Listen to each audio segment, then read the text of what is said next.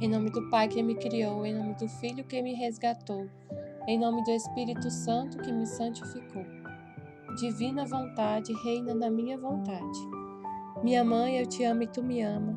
Dai-me um gole da divina vontade para minha alma. Me abençoa, Mãe, para que todas as minhas ações sejam feitas diante de vossos olhos maternais. Amém. Diário de Santa Faustina, Caderno 2. Cantarei a misericórdia do Senhor pelos séculos. Misericórdia divina na minha alma. Cantarei a misericórdia do Senhor pelos séculos, diante de todo o povo, porque ela é o maior atributo de Deus, e para nós um milagre sem fim. Jorras da Trindade divina, mas de um único amoroso seio. A misericórdia do Senhor se manifestará na alma em toda a plenitude, quando cair o véu. Da fonte da vossa misericórdia, ó Senhor, flui toda a felicidade e vida. Por isso, vós, criaturas todas e elementos, cantai enlevados a canção da misericórdia. As entranhas da misericórdia de Deus foram abertas para nós pela vida de Jesus, estendido na cruz. Não deves duvidar nem desesperar, pecador, mas confiar na misericórdia, porque também tu podes ser santo. Duas fontes jorraram em forma de raios do coração de Jesus, não para os anjos, querubins ou serafins, mas para a salvação do pecador.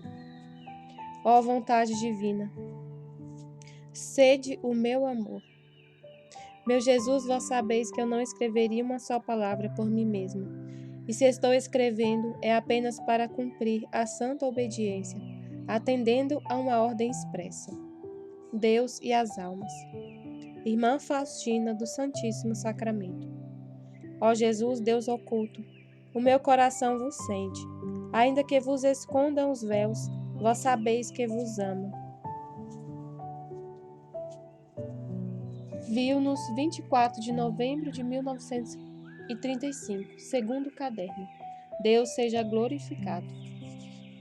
Ó Santíssima Trindade, plenitude da vida interior, de Deus Pai, Filho e Espírito Santo, alegria eterna, profundeza inconcebível de amor que se derrama sobre todas as criaturas e as torna felizes.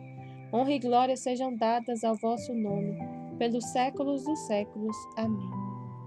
Ó meu Deus, quando tomo consciência da vossa imensidade e beleza, alegro-me indizivelmente por ser tão grande o Senhor a quem sirvo. Com amor e alegria cumpro a sua santa vontade, e quanto mais o conheço, tanto mais ardentemente desejo amá-lo. Abrasa-me o desejo de amar cada vez mais.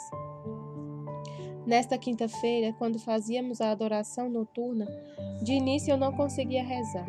Uma espécie de aridez havia tomado conta de mim. Não era capaz de meditar sobre a dolorosa paixão de Jesus, e então prostei-me com os braços estendidos e ofereci a dolorosa paixão de nosso Senhor ao Pai Celestial, como reparação pelos pecados do mundo inteiro. Quando me levantei do chão dessa oração e fui ao meu genuflexório, de repente vi Jesus diante de mim. Nosso Senhor tinha um aspecto tal como apresenta na flagelação. Trazia nas suas mãos uma veste branca com a qual me vestiu, e um cordão com o qual me cingiu. Colocou-me ainda uma capa vermelha, como aquela que estava coberta na paixão, e pôs-me um véu da mesma cor. Disse-me: esta é a veste que tu e as tuas companheiras deveis usar. A minha vida, desde o nascimento até a morte na cruz, será a vossa regra. Contempla-me e vive de acordo com isto mesmo. Desejo que mergulhes mais profundamente no meu espírito e compreendas que sou manso e humilde de coração. Em determinado momento, senti dentro de mim um impulso para que eu pusesse mãos à obra e cumprisse tudo o que Deus está exigindo de mim. Entrei por um momento na capela e ouvi esta voz na alma. Por que tens medo? Pensas por acaso que me faltará poder para te amparar? Nesse momento senti na alma uma força estranha, e todas as contrariedades que pudesse encontrar no cumprimento dessa vontade de Deus pareciam ser nada. Na sexta-feira, durante a Santa Missa, quando a minha alma estava inundada por uma divina felicidade, ouvi na alma estas palavras: a minha misericórdia passou as almas pelo coração divino humano de Jesus, como um raio de sol através de um cristal. Senti na alma e compreendi que toda a aproximação de Deus nos é dada por Jesus, nele e por ele. No dia do encerramento da novena em Ostra Brahma, à noite, após o cântico da ladainha, um dos sacerdotes trouxe o Santíssimo Sacramento no ostensório. Quando o depositou no altar, logo vi o menino Jesus pequenino, que estendia suas mãozinhas para sua mãe, que naquele momento tinha um aspecto vivo. Enquanto a Mãe Santíssima falava comigo, Jesus estendia as mãozinhas para o povo reunido. A Mãe Santíssima dizia-me que aceitasse todas as exigências de Deus como uma pequena criança, sem nenhuma indagação, pois de outra forma isso não agradaria a Deus. Nesse momento, desapareceu o menino Jesus e a Mãe de Deus deixou de se mostrar viva. A imagem ficou como era antes, mas a minha alma estava cheia de alegria e de grande felicidade. Eu disse ao Senhor: fazei comigo o que vos aprouver. Estou pronta para tudo, mas vós, ó Senhor, não vos afasteis de mim nem por um momento. Em honra da Santíssima Trindade. Pedi à Madre Superiora para fazer um jejum de 40 dias, alimentando-me apenas uma vez por dia com uma fatia de pão e um copo d'água. A Madre Superiora não concordou com os 40 dias, permitindo-me apenas 7 dias, de acordo com o parecer do confessor. Não posso afastar a irmã inteiramente das tarefas, por causa das irmãs que poderiam perceber alguma coisa. Concedo-lhe a permissão de se entregar à oração e às anotações de algumas dessas coisas, mas terei mais dificuldade em justificá-la no que diz respeito ao jejum, pois quanto a isso não posso realmente arranjar algum pretexto. E concluiu: a irmã pode ir, que talvez me sobrevenha alguma luz. No domingo de manhã compreendi interiormente que quando a Madre Superiora me destinara para a portaria durante a refeição, estava pensando em me dar uma possibilidade de jejuar. De manhã não estive no café, mas depois fui ter com a Madre Superiora e disse que se eu ficasse na portaria seria muito fácil não chamar a atenção sobre mim. A Madre me respondeu: quando eu marquei a irmã para esta obrigação, estava pensando nisso. Agora compreendi que eu tinha sentido interiormente esse mesmo pensamento. 24 de novembro de 1935, domingo, primeiro dia. Logo fui diante do Santíssimo Sacramento e me ofereci com Jesus, que está no Santíssimo Sacramento, ao Pai Eterno. Então ouvi na alma estas palavras: o teu fim e de tuas companheiras é o de vos unirdes comigo, da maneira mais estreita possível pelo amor. Reconciliarás a terra com o céu, abrandando a justa ira de Deus e rogando misericórdia para o mundo. Estou te entregando duas pérolas preciosas ao meu coração, que são as almas dos sacerdotes e as almas religiosas. Rezarás especialmente por elas, a força delas estará no vosso despojamento. Unirás as orações, os jejuns, as mortificações, os trabalhos e todos os sofrimentos com minha oração, jejum, mortificação, trabalho e sofrimento, e assim terão poder diante de meu Pai. Depois da Santa Comunhão, vi Nosso Senhor que me disse essas palavras: hoje penetra no espírito da minha pobreza e dispõe tudo de tal forma que os mais pobres em nada te possam invejar. Não são grandes prédios e magníficas instalações que me dão satisfação, mas um coração puro e humilde. Quando fiquei a sós, comecei a refletir sobre o espírito da pobreza. Vejo claramente que Jesus nada possuía, embora seja o Senhor de tudo, começando por uma manjedoura emprestada. Foi pela vida fora fazendo bem a todos, não tendo ele próprio onde reclinar a cabeça. E é na cruz que vejo a máxima expressão da sua pobreza, porque aí já nem tinha vestes que o cobrisse. Ó Jesus, pelo solene voto de pobreza, desejo fazer-me semelhante a vós. A pobreza será minha mãe.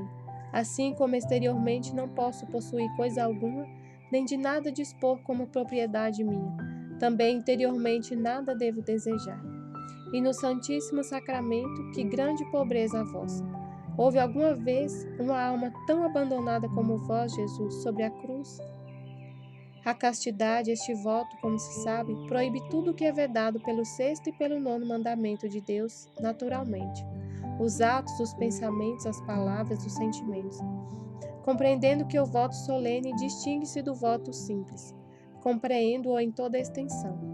Quando refletia sobre isso, ouvi na alma estas palavras: És minha esposa pelos séculos. A tua pureza deve ser mais do que angélica, porque com nenhum anjo tenho uma familiaridade tão estreita como contigo. A mínima ação de minha esposa tem valor infinito. A alma pura tem um poder inconcebível diante de Deus. Obediência. Vim para cumprir a vontade de meu Pai. Fui obediente aos pais, obedeci aos carrascos, sou obediente aos sacerdotes.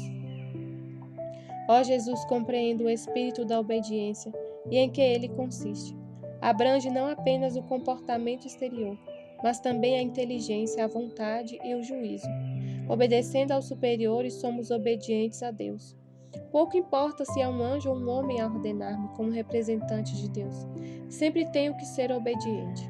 Não vou escrever muito sobre os votos, porque estes são claros e bem definidos. Passo antes a anotar alguns pensamentos de natureza geral sobre esta congregação. Resumo geral. Nunca haverá casas suntuosas, mas uma modesta igrejinha, e junto dela uma pequena comunidade, um pequeno grupinho de almas, que constará de não mais de 10 pessoas. Além dessas, haverá 2 que terão de resolver fora da casa as diversas necessidades da comunidade e cuidar da igreja. Estas não usarão hábito, mas vestes seculares. Terão votos simples e estarão diretamente dependentes da superiora que permanecerá na clausura. Participarão de todos os bens espirituais de toda a congregação. Contudo, nunca poderá haver mais de 2, de preferência uma. Cada uma das casas será independente das outras, embora pela regra, pelos votos e pelo espírito estejam unidas entre si, da maneira mais estreita. Em casos extraordinários, porém, será permitido transferir uma irmã de uma casa para outra. Também será permitido, por ocasião da fundação de uma casa, transferir algumas religiosas em caso de necessidade. Cada casa ficará subordinada ao ordinário do lugar.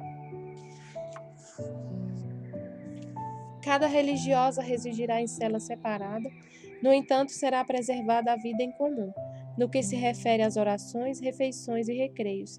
Cada uma das religiosas, depois de professar, nunca mais verá o mundo, mesmo pela grade, porque esta será velada por um pano escuro e até mesmo quanto às conversas, haverá rigorosa limitação.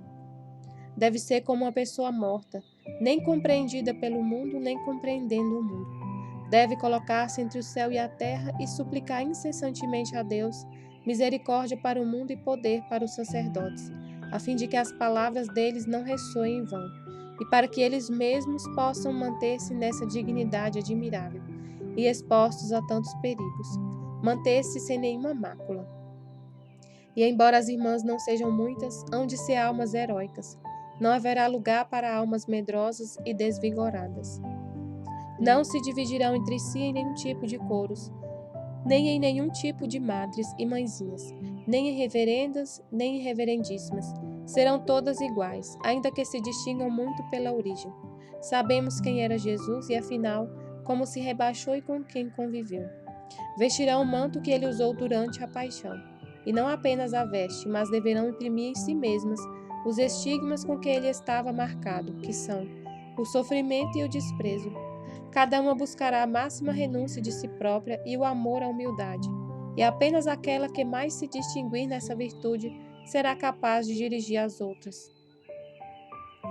Deus nos fez participantes da sua misericórdia, e mais ainda suas dispensadoras. Por isso, o nosso amor por cada alma deve ser grande, a começar pelas eleitas e terminando pela alma que ainda não conhece a Deus. Pela oração e pela mortificação, atingiremos os países mais selvagens, abrindo caminhos aos missionários. Devemos lembrar-nos de que o soldado, na frente da batalha, não pode aguentar muito tempo se não for sustentado por forças exteriores, que, embora não participem diretamente da luta, fornecem tudo o que ele, o missionário, necessita, e isso é complementado pela oração. Portanto, cada uma deve distinguir-se pelo espírito do apostolado. À noite, quando eu estava escrevendo, ouvi na cela esta voz: Não saia desta congregação. Tenha compaixão de si mesmo. Veja que grandes sofrimentos a aguardam. Quando olhei em direção da voz, nada havia e continuei a escrever. Então ouvi um ruído e estas palavras: Quando sair, nós a destruiremos. Não nos atormente. Quando olhei, vi muitos monstros feios, mas apenas fiz mentalmente o sinal da cruz, todos sumiram imediatamente. Como é terrivelmente feio o demônio! Pobres as almas dos condenados, por terem de viver na companhia dele. Só a visão dele é mais abominável do que todo o suplício do inferno. Pouco depois ouvi na alma esta voz: Nada temas, nada te atingirá sem a minha vontade. Depois dessas palavras do Senhor, uma estranha força invadiu a minha alma. Alegro-me imensamente com a bondade de Deus. Jesus, eu confio em vós. Amém, Fiat.